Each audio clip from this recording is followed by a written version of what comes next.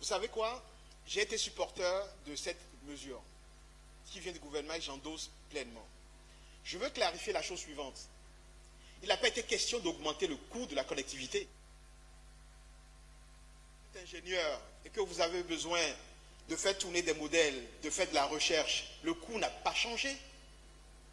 Le coût change pour les réseaux sociaux et des usages ludiques. Vous téléchargez de la musique, un film, vous faites des transferts d'images WhatsApp qui critiquent le gouvernement et qui critiquent vos amis. Libre à vous de le faire, mais vous payez le prix qui est légèrement plus fort. Parce que la question était, vous savez, on avait deux options. La première option, non, je n'ai pas de langue de bois, je vais vous dire, je vais vous répondre clairement. Nous sommes dans un modèle où la valeur du secteur chute. Tout le monde aujourd'hui utilise WhatsApp pour appeler. Donc aujourd'hui, les télécoms, les entreprises du télécom perdent de l'argent. L'État perd de l'argent.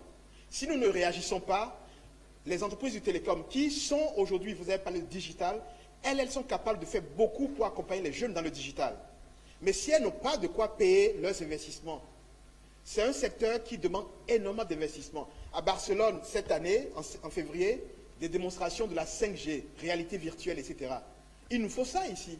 Comment vous voulez que Move, MTN, etc. investissent si pendant ce temps, tout le monde utilise WhatsApp pour téléphoner? Zéro revenu sur la voie.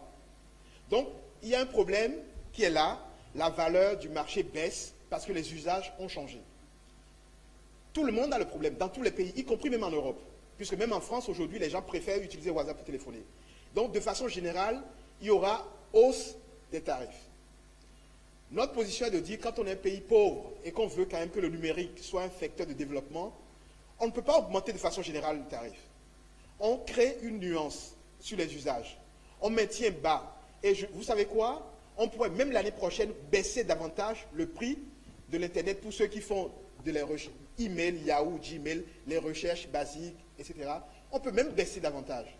Mais ceux qui téléchargent des films et qui font des usages purement ludiques, désolé, vous savez, quand on a réglé certains problèmes, qu'on écoute de la musique et qu'on télécharge des films.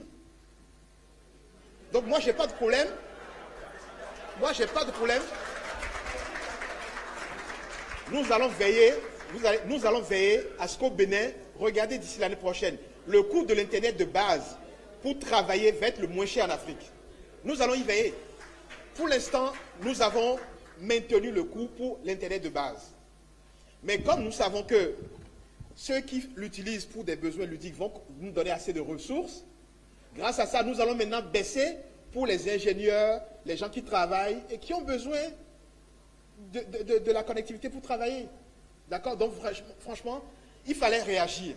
Si on augmentait pour tout le monde, on allait pénaliser ceux qui s'en servent pour des usages, on va dire, professionnels et même normaux, par rapport à ceux qui l'utilisent vraiment pour...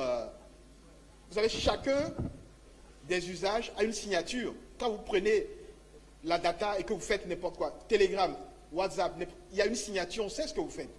Donc, c'est une décision qui a été mûrie. Je peux vous assurer que ce qui a été fait a à cœur votre préoccupation. On n'a pas augmenté pour les usages normaux. C'est ceux qui le font. Et je peux donner ma parole que l'année prochaine, si nous observons toujours continuation de ces usages et qu'il y a des contributions, grâce à ces contributions, nous allons baisser davantage. Et on va avoir les coûts les moins chers dans toute l'Afrique pour la communication.